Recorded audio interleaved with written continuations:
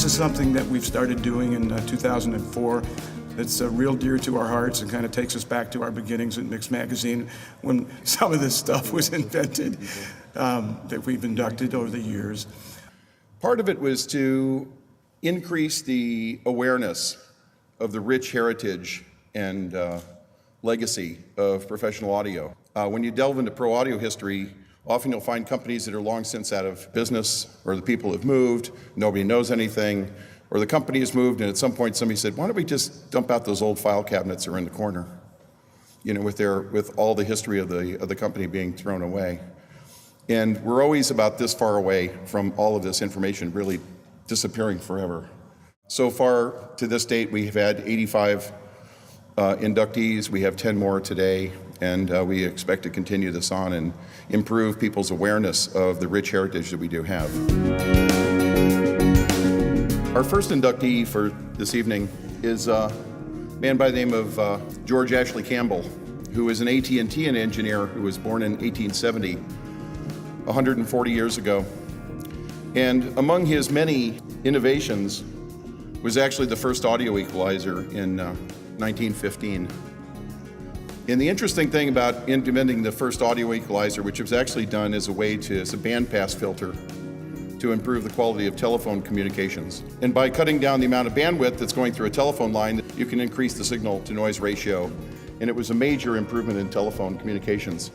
But somewhere in the background of that was like, wow, here's the classic LC filters used in analog filter design, even up till this day. This is long before microphones or electrical recording was invented. Actually, we'll probably forward this to the people at AT&T, I'm sure, because a lot of the innovations in the early days of audio came through AT&T and through Western Electric. The next one is the innovation by E.C. Wente and Albert Thuris, two gentlemen that came up with an invention of the first high-frequency compression driver. Talkies were on their way, and suddenly there was a need in a motion picture theater to make a very, very small amount, very, very small signal from a projector into a very loud signal that people could hear. And even though a few years earlier the dynamic loudspeakers had been invented, cone 12-inch, 15-inch cone driver is not going to have the efficiency to cut through. And so they came up with a design for a high-frequency compression driver. And actually, if you look at that cutaway of that driver, it seems very, very similar to modern drivers. And it's interesting how little has changed in some regards. Obviously, there have been refinements, but the basics came from this discovery and this patent in 1926. Our third induction is a more familiar name in the industry, James B. Lansing, who founded his Lansing Manufacturing Company initially to do speakers for the growing portable radio market. While they did have systems for doing film sound, one thing that was missing from the chain was a truly high-quality monitoring system. James Lansing's solution to this was a two-way system that incorporated a multicellular horn, compression driver, and 15-inch woofer, which looks like a lot of large main studio monitor systems even today. It's amazing. Anyway, perhaps to tell us a little bit more about this, I'd like to have Mark Gander from JBL come up here. Just a couple of comments Here, you can have this. About Jim Lansing. He really was and is a seminal figure in loudspeakers for the whole industry. With his Lansing Manufacturing Company in the 30s, at the Altec Lansing Company during their early 40s, during the war years, and then starting our company, JBL, James B. Lansing Sound, in 1946.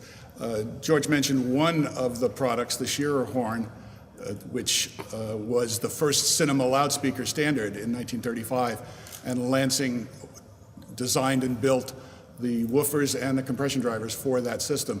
But this is actually the fifth product in the Tech Hall of Fame by Lansing, influenced by Lansing. In 1943, he developed the 604 coaxial loudspeaker, which became an industry standard for studio monitoring, and that is his design, a Lansing design.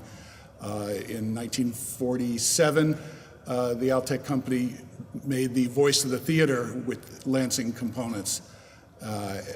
And also in 1947, after Lansing had founded our company, JBL, he created the D130 full-range loudspeaker with a large 4-inch voice coil, aluminum center dome, and that speaker was what Leo Fender took and put in his Fender guitar amplifiers to make the most premium embodiment of Leo's expression of what we're all doing here at the NAMM show with guitars and amps. So you really can see the pervasiveness of what Lansing created with his vision in terms of his engineering expertise and trying to solve problems for the industry. So on behalf of Jim Lansing and his innovations and everyone that he has touched, we're very pleased to accept this award. Thank you. Thank you.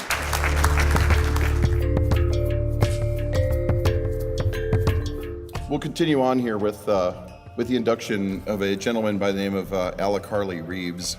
He was a British physicist who in 1939 came up with a way of improving signal and voice communication systems with a patent he filed for pulse code modulation. Pulse code modulation also happens to be one of the basic tenets of modern digital audio systems. He died in 1971, long before digital audio became a real standard worldwide. It's interesting that so many innovations come up and they wind up being held in stasis and until somebody really figures out what we can really do with these great discoveries. The next is a development of a technology that actually has changed all of our lives. With the development of the first commercial video recorder, the Ampex VRX 1000 in 1956. One of the huge developments in this was the idea of using rotary head technology. And by using rotary head technology, it was actually very efficient at storing a great deal of data in a small space. This first VRX 1000 actually wound up, when it was unveiled at the broadcasting show, the NATRB, which now we know is an NAB show, in March 14th, 1956, had a price tag of $50,000, which in 50s time could have bought you a block of houses. With the availability of this, everything changed. Suddenly live broadcasts were not as important, and tape delay also became available, because prior to this time, a lot of performers would actually have to do a show 3 times in a night for different time zones. And this pretty much changed everything. This next induction, the Sennheiser MD421 dynamic microphone, was developed in 1960, and it's still in use, which is an amazing track record by any kind of technology. It was actually based on their original, Sennheiser's original MD21 omnidirectional microphone. Part of the complexity of this, which used multiple acoustic chambers to actually maintain a consistent polar pattern at all frequencies. The amazing thing about the 421, besides its longevity and still being an important audio tool now 41 years later, is the fact that the durability of the mic was just absolutely incredible. This was the ultimate tom-tom microphone. It was also used in kick drums, but also as a vocal broadcast mic. So it had the finesse to be used on vocals or to be used in a kick drum. And here to accept this, I believe, is Greg from Sennheiser. Well, I would first like to thank the TECnology Hall of Fame for the honor and privilege of this award. It's humbling because this is actually my first job out of college, and one of my first tasks was to grab a 421 out of a box. I didn't know what it looked like. It didn't have a model number on it, so I had to learn this model really quickly. And it's very dear to my heart because it's become very popular and a flagship model that people have recognized our company for. So what I like to do is I would like to actually accept this in honor of our founder, Professor Sennheiser, who passed away last year. So in memory of him, I accept this award.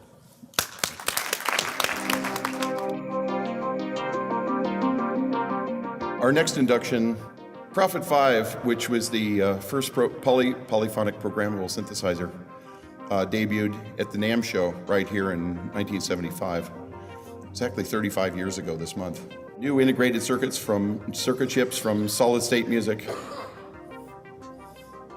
which enabled the part reduction on this thing to be so that it could actually be manufactured so musicians could actually afford this thing. It was on major tours everywhere. Dave Smith still continues today creating awesome analog innovations through his Dave Smith Instruments company. It's a great honor to get something like this. It's a good way to feel really old also. It's hard to believe that it was 33 years ago that, like he said, it was at this NAMM show. And just as a point of reference, I could see a lot of you people were probably at that show, but it was in the basement of the Disneyland Hotel. That's how big the winter show was. And like George said, it's fun to still be building instruments, like I should say, real analog musical instruments. These are not pieces of software. They're not digital. And it's good to see people appreciating it still. So thank you very much.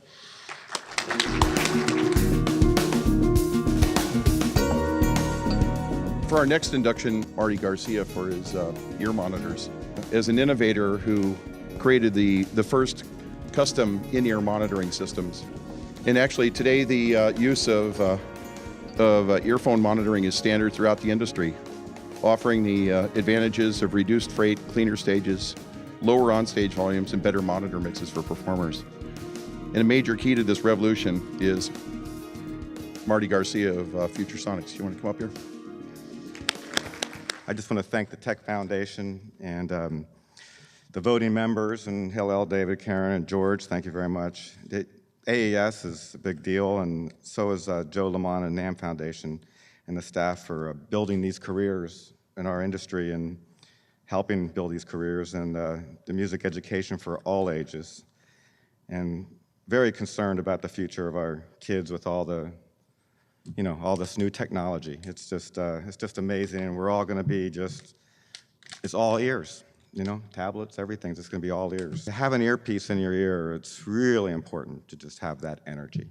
If you just don't have that energy, sound is one thing, but energy with that sound, when it's all by itself in that earpiece, made a big difference. And so ears were quite interesting, and they still are. Thank you. We're going to move up a couple years in our chronological time base here. Today that we live in a world of workstations and DAWs, and even in live sound consoles, it's pretty hard to imagine a world without audio plugins. The first audio plugin was unveiled by Waves. It was a paragraphic equalizer model Q10. The whole concept of plugins was kind of unknown to anybody in the audio industry anyway, even at that point. So these guys were smart and they were visionaries. And they came up with a concept of moving the processing into the computer with great software. And today we are fortunate to have Gilad Karen, the co-founder of Waves, here to accept this. We actually were thinking about this concept in the mid-'80s. In 1988, Motorola released the first DSP, and we seized that opportunity and started coding on it in 1988 under DOS, and we actually had a Q10 under DOS by early 1989. So in 1992, we started porting the original code, which we did in 1988, under the Macintosh operating system. It's true, it's one of the only software tools from 1993 that's still working and selling, and it's a classic tool. Thank you.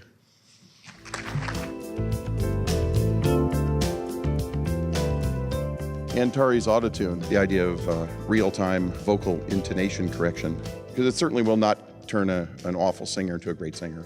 The story of Antares actually goes back to 1990, when the company called Jupiter Systems was founded by Andy Hildebrand, who is a geophysical scientist. Autotune was actually first released as a plugin and then followed by hardware versions.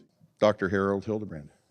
On behalf of everyone at Antares, I'd like to thank the Tech Foundation for Excellence in Audio and the TECnology Hall of Fame Selection Committee. We're truly grateful to see Autotune take its place in the company of iconic inventions and developments in the history of recorded sound. We're also gratified to be credited by some for heralding the end of civilization as we know it.